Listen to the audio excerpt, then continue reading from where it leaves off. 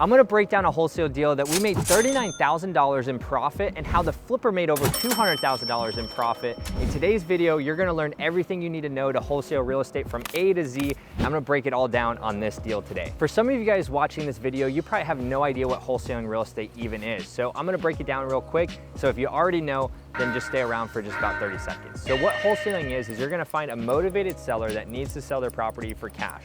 These are typically not properties that are gonna be bought by a family. It needs a lot of work, it's very distressed. And so what you're gonna do is you're gonna bring them a cash offer for a below market value. And then what you're gonna do is you're gonna sell your rights on the contract on an assignment over to a cash buyer that's gonna fund the deal. They're gonna give the seller the money and then me the $39,000 in this case that I made on this deal.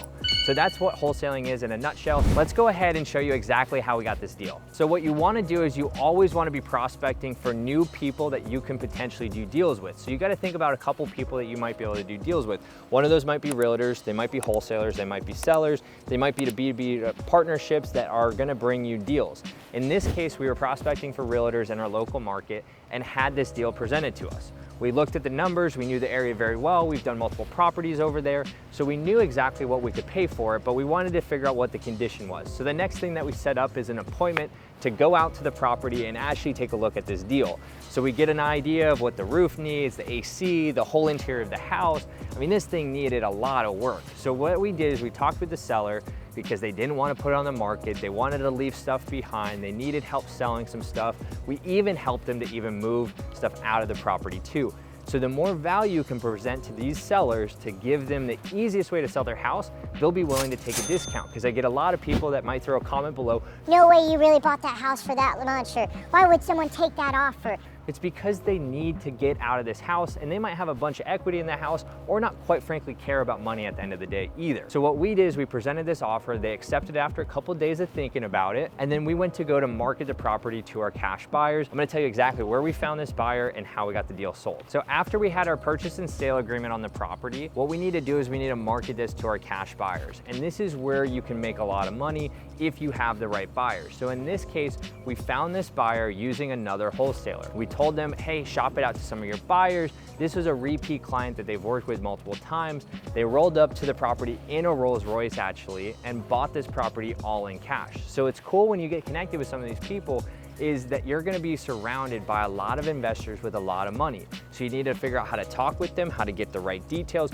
what are they looking for, and how you can provide value to them to see this margin that you can realize as a flipper.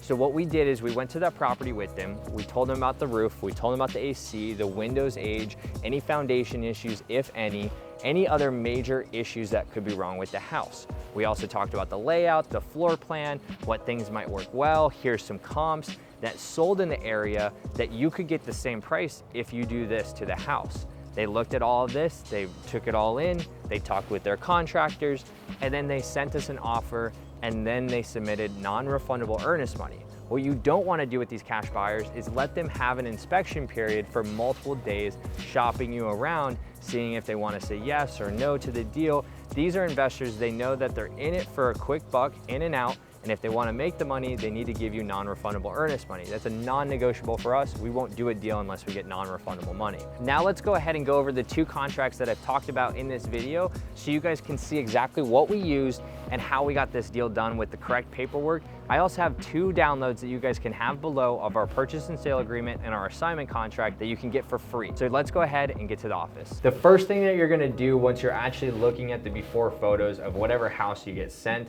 you're gonna wanna understand exactly where this house is at and how much work it's gonna need to get to the market value of what it's worth. So when I first look at this house, I see an old garage, I see an older roof, I see older windows, I see landscaping issues. These are some of the things that you're gonna wanna look at and go, is this a good deal? Do I have to do that? Do I not have to do that? And we'll kind of talk about some of those things as we go through some of these photos. So here's another photo of the exterior of the house. Nothing too special. You got some big trees that are mature, which could cause plumbing issues, which is a big concern that we had when people were walking in this house. Then you kind of look, it's right next to the pool, it's right next to the house. It could also fall over on the house.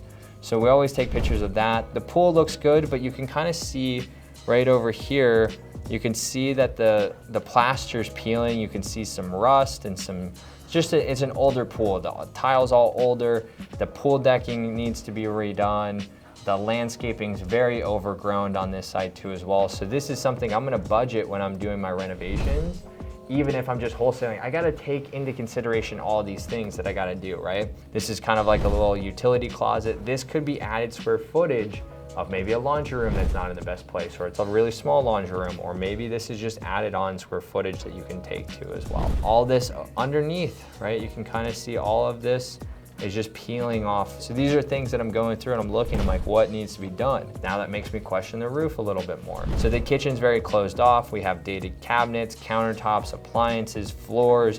We got this gross wallpaper, this popcorn ceiling. So this is another thing. You can kind of see it in this photo a little bit, but it's a little bit hard to see. This is actually a step down. So in a lot of houses, you notice this in like 70s houses, 60s houses, maybe even sometimes in early 90s houses too. They have this like, 6-inch to like 12-inch step down. Most of the time right now, you're gonna wanna fill that up in today's trends, right? You're gonna basically pour concrete up to level out the whole house. That's an expense that I'm gonna have to take into consideration when looking at this budget for my flippers. Without your intent to buy this property, you have no jurisdiction over this deal. You might have the deal, you might know the seller, but without something that's written, set in stone, I would never market a property to an investor before you have one of these. This is a pro tip, and this is where I see a lot of wholesalers get themselves into a tricky situation. They start marketing a property, buyer goes around them, talks to the seller directly. So we got this property from Emmy.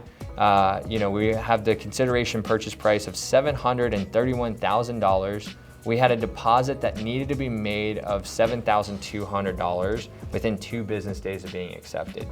So this is kind of what you're looking for. This contract, I'm not gonna go through every single one of them because this is gonna be different state by state. This is actually an ADRE contract, the Department of Real Estate contract for Arizona. So if you're not in Arizona, this contract honestly probably means nothing to you. That's why we have a basic purchase and sale agreement that you guys can actually get by clicking the link below.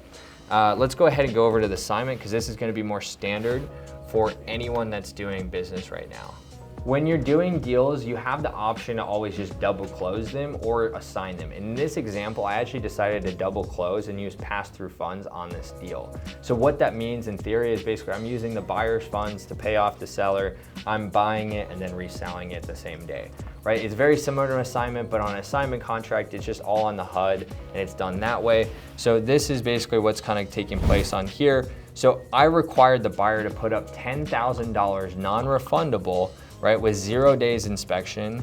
It's gonna get sent to this title company. It has the same close of escrow. And then I also talked about a post-possession agreement that's inside of there. So we actually let the seller stay in the property for 30 days after. We paid for her to move. We did all these other things to basically help her make this the easiest process ever. Simplifying is everything in this business. The more that you can simplify things, the better and the higher likely that you'll get that contract. So this is basically that double close contract that we use. If you guys want this, I'm happy to give you guys this resource too. I could have simply used an assignment contract on this one, but for this example, on deals when we're making a little bit more money, we typically like to basically just double close it and fund the deal that way. So seeing the vision after is a completely different story, and you never know what your investor is going to do, but let's go ahead and show you guys exactly what this investor did on this property and how they made a ton of money by flipping this deal and how I made a ton of money by selling it to them too. So you can see I talked about doing landscaping. They added in this path. They did a new garage door. They threw on the new roof. They did all new windows, front doors, light fixtures. They painted the property. They made it look 10 times better than what it did beforehand. So let's kind of go into what they did. And so you can see where they spent money at and where they saved money at by kind of doing some stuff that we have both photos.